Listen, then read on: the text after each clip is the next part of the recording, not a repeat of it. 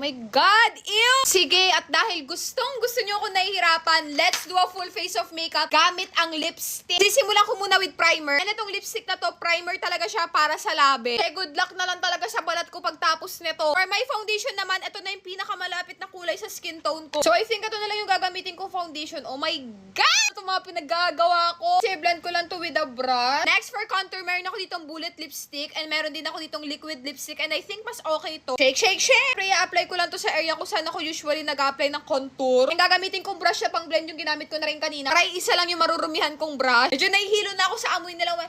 Oh, sana maganda yung kalabasan nito. Next for blush, marami naman tayong option pero I think ito na lang yung gagamitin. Since may pagka-blurring tong lippy na to. Diba? Very sun-killed. Next step for my kilay, gagamit na lang ako ng lip liner. Yung kinakabahan ako sa part na to. Tatry ko na lang siyang i-blend gamit ang brush. Oh my God! Ew! It's a no for me. Hindi natin itutuloy yan. Ayoko mang gawin to pero I think gagamit na lang ako ng lip stain sa kilay ko. Hopefully, hindi ko pagsisihan to, te. Oh my God!